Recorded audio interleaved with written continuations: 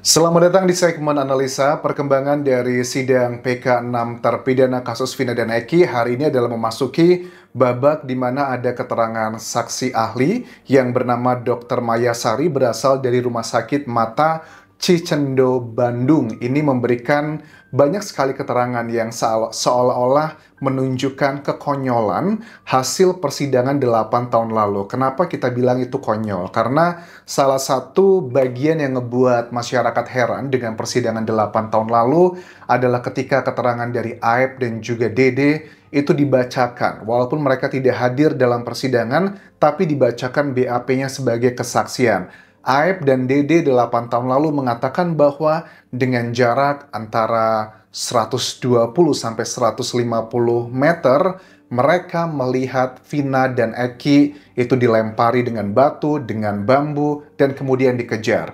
Nah, hari ini, walaupun sebagai masyarakat umum pun kita bisa menilai bahwa keterangan tersebut ada kejanggalannya, tapi alangkah baiknya yang memberikan judgement ini adalah seorang ahli melihatnya seperti apa. Karena Dr.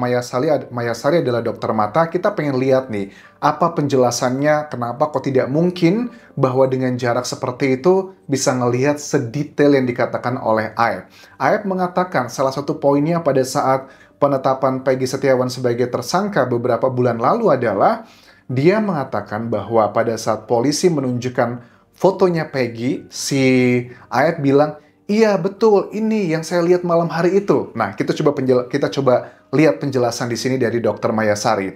Seseorang bisa melihat yang paling kecil adalah cahaya. Misalnya adalah kita berada di bawah gunung dan ada rumah di atas, atau ya misalnya kayak lagi pagi hari kita tutupin semuanya ada cahaya masuk. Itu adalah poinnya. Dan jarak 6 meter untuk melihat tes ketajaman penglihatan adalah yang sering kami lakukan hampir setiap hari di rumah sakit. Maksudnya gimana? Ada yang namanya itu adalah istilah finger counting atau menghitung jari atau menggunakan kayak lambaian tangan. Kalau kalian pernah tes mata ya, itu kan biasanya nanti jaraknya itu kan 6 meter gitu. Ada dihitung dengan ini berapa? Satu, ini berapa? Dua, tiga. Itu namanya finger counting. Sementara kalau nggak bisa hitung dengan jari, kita gunakan dengan lambaian tangan. Ini untuk yang mata normal. Kalau nggak normal ya harus dikoreksi dengan kacamata gitu. Kecuali dengan kalau memiliki gangguan syaraf mata, kacamata juga tidak akan bisa menolong. Tapi kita hubungkan dengan kasusnya Aep ini sendiri ya, keterangan dia memang tidak pakai kacamata, dia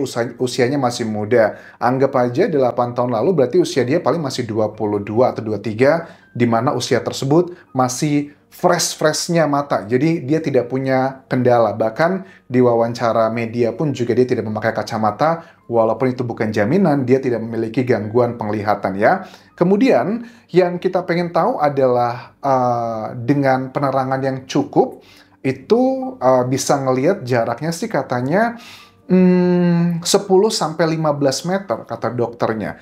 Jarak 10 sampai 15 meter itu bisa dilihat dengan penerangan yang cukup, itu sebenarnya cukup clear gitu. Ini adalah untuk bagian kayak face recognition. Face recognition itu adalah istilah kalau kita pakai HP juga kayak iPhone atau macam-macam aplikasi gitu kan ya, harus dengan face recognition. Kita itu mengenali seseorang biasanya yang dikenali adalah mata, hidung, dan juga mulut. Untuk jarak 10-15 meter itu masih bisa lah kalau memang kualitas pencahayaannya bagus, kita juga sudah kenal sama orangnya bagus, itu masih bisa banget. Tetapi lebih dari itu sangat sulit banget. Nah, poin pertama adalah si Aep kan tidak kenal dekat dengan para terpidana. Bahkan mereka pun kayaknya banyak kan ada beberapa mantan tersangka ya. Peggy juga mengatakan saya nggak kenal Aep gitu loh. Tapi gimana kok Aep bisa kenal sama Peggy?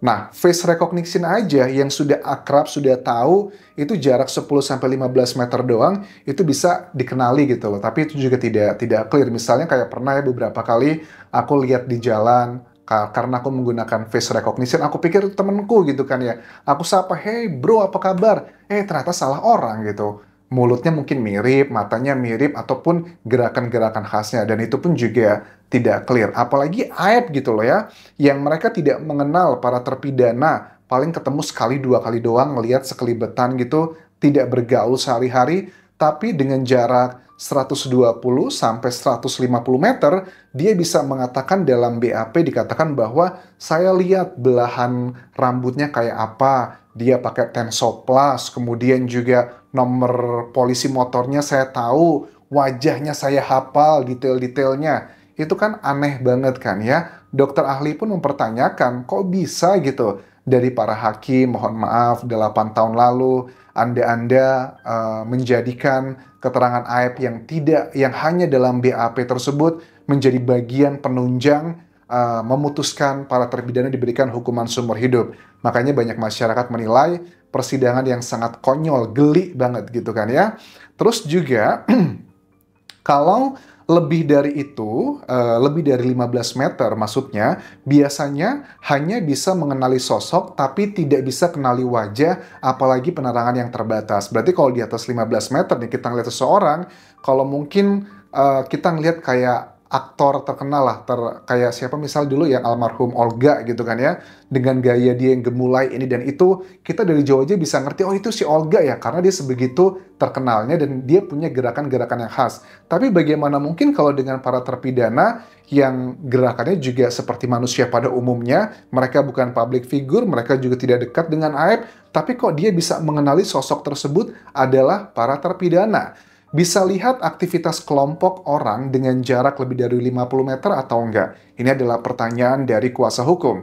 Dikatakan dari Dr. Mayasari, tidak jelas terlihat, apalagi kalau sudah di atas 120 atau 150 meter. Kita jadi ingat waktu keterangan pertama kali Susno Duaji, mantan Kabar Eskrim, yang mengatakan bahwa itu bohong banget kalau bilang bahwa 120 meter itu bisa ngelihat dengan jelas. Orang di atas 50 meter aja udah sulit banget, apalagi 2 kali lipat, 3 kali lipatnya, gitu. Apalagi juga kata kuasa hukum, lihat mukanya ada Tensoplas, belahan rambutnya, nomor polisi motornya, itu kan aneh gitu. Nah, terus ada juga nggak bagaimana dengan melihat, tapi dengan yang kecepatan tinggi, kayak misalnya kita ngelihat mobil nih ngebut, ataupun juga kayak kereta api, istilahnya dalam dunia permataan di sini, menurut Dr. Mayasari adalah disebutnya kecepatan sakadik. Itu adalah melihat dengan cepat, seperti lihat kereta api gitu kan ya. Nah, tapi dengan kecepatan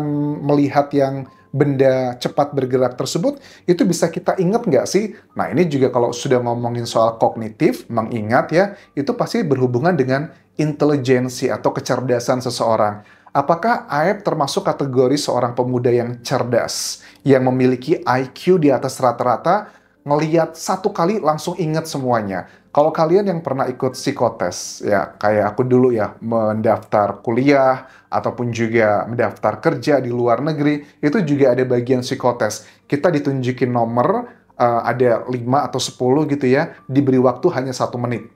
Kita akan ingat ada patternnya, 1 menit suruh ngebaca, abis itu ditutup, kita harus menyalin apa aja yang kita ingat. Itu adalah untuk mengecek ya short memory sih, salah satu bagian yang dinilai adalah bagian dari intelligence gitu. Karena kan intelligence itu ada banyak ya, ada verbal, ada logical thinking dan sebagainya lah. So many kinds of intelligences gitu. Nah, berarti kalau Aep bisa mengingat ada berapa motor, ada Vina Eki, ada ke-8 terpidana, artinya Aep itu orang yang pintar loh. Nah, tapi anehnya adalah begini, mohon maaf ya, kalau memang Aep memiliki kecerdasan yang luar biasa bagus seperti itu, tapi mohon maaf sekali lagi, kenapa dia justru berprofesinya adalah hanya sebagai, mohon maaf, tukang cuci motor atau mobil, tidak bermaksud merendahkan. Karena sayang banget, orang punya kemampuan seperti itu, tapi hanya untuk pekerjaan yang menggunakan fisik doang, karena pekerjaan yang menggunakan otak pada umumnya itu bakal bisa menghasilkan lebih tinggi. Itu adalah bagian yang menurut aku unik. Dan Aep pun juga termasuk dalam kategori ekonomi yang dikategorikan pas-pasan. Dede kan salah satu alasan kenapa dia resign dari tempat kerjanya yang bersama Aep itu, karena dia bilang uangnya kurang cukup lah buat keluarga, karena penghasilan di sana itu tidak ada gaji bulanan, tapi adalah sistemnya sharing. Satu cucian itu ada persentase buat pencucinya berapa, buat tempat kerjanya berapa. Ini aneh Aep ya, sudah punya kecerdasan sehebat itu, punya kemampuan yang hebat seperti ini, tapi kok cuman bekerja, mohon maaf, dengan yang seperti itu. Poinnya adalah untuk mengecek logical thinking dari para penyidik saat itu. Penyidik terutama sih yang nggak bisa dipungkiri mereka yang ngomong langsung dengan Aib. Aku nggak ngerti dengan penyidik di 8 tahun lalu pada saat Aib memberikan keterangan dalam BAP, iya saya melihat jaraknya 120 sampai 150 meter. Apakah penyidik kita itu sebegitu, mohon maaf ya, tidak punya kekuatan intelektual berpikir yang jernih gitu. Masa ada orang bilang, iya Pak, saya lihat mereka Pak, jelas nih tampangnya seperti ini. Memang kamu lihatnya dari mana? Saya lihatnya dari warung warung tempat si Dede beli rokok tersebut. Sudah dicek, itu adalah warung Madura. Dede pun mengakuinya itu adalah tempatnya. Terus polisinya juga sudah cek TKP, olah TKP. Kenapa hal sesimpel itu, sepandangan mata itu, mohon maaf Bapak Ibu penyidik saat itu, di manakah logika berpikir kalian? Apakah untuk menjadi anggota polisi itu tidak dibutuhkan kecerdasan ya? Aku nggak tahu nih, aku bertanya teman-teman. Karena hal yang sudut pandang yang simple seperti ini aja, kok bisa terlewatkan gitu kan? Ada saringan-saringan, sebelum kita ngomongin intelligence, kecerdasan berpikir, itu kan ngomongin yang pandangan mata dulu. Kalau dalam teori pendidikan, ada yang namanya tuh proses belajar gitu ya, proses memahami. Proses yang cuma dari pandangan mata, mengingat, itu adalah bagian yang level paling bawah. Level paling atas itu piramida dari proses belajar itu adalah ya mengaplikasikan ilmu tersebut. Nah, ini menurut aku penyidiknya pada saat mengecek Aib, menerima BAP, itu kan masih level yang dasar banget aja, nggak pas, nggak bisa make sense gitu. Bagaimana mau dibahas dengan yang bagian-bagian berikutnya lagi. Nah, kemudian dengan seringnya bertemu dengan seseorang, menurut Dr. Mayasari, biasanya tidak ada hubungannya bisa mengenali seseorang yang dilihatnya dari 15 meter. Karena ya kami juga sudah mencoba katanya kemarin di rumah sakit, karena kami juga ada mahasiswa yang belajar di sana, kami coba gitu ya, bahwa coba deh 15 meter orangnya kita lihat jaraknya seperti ini, dieksperimenkan, dan ternyata sulit sekali walaupun kita sudah sering ketemu tiap hari berkumpul bareng atau sebegitu akrabnya, itu aja masih sulit loh di atas 15 meter loh. Apalagi Aib yang di atas 120 meter. Jadi mohon maaf ya buat hakim, buat jaksa, buat penyidik, jangan bodoh-bodohin lah kita masyarakat gitulah ya. Kalau memang keterangan Aib itu nggak masuk akal, ya udah clear gitu. Dede aja udah mencabutnya, Liga Akbar juga sudah mencabutnya. Jadi sebelum kita ngomongin terlalu tinggi yang namanya ilmu macem-macem lah, just common sense aja gitu. Ini aja penjelasan dari Dr. Mayasari sudah sangat clear bahwa pernyataan Aib itu sangat patut dipertanyakan kebenarannya. So, itu yang bisa aku update untuk hari ini. Terima kasih sudah menonton. Sampai jumpa lagi di video berikutnya. Terus kita kawal kasus ini hingga tuntas agar kita tahu sebenarnya apa yang terjadi pada Vina dan Eki 8 tahun lalu. Sampai jumpa di video berikutnya. Tinggalkan like dan juga komen, subscribe channel YouTube ini, follow Instagram, Facebook pageku, dan juga akun TikTok di Anjasa Usmara. Sampai jumpa.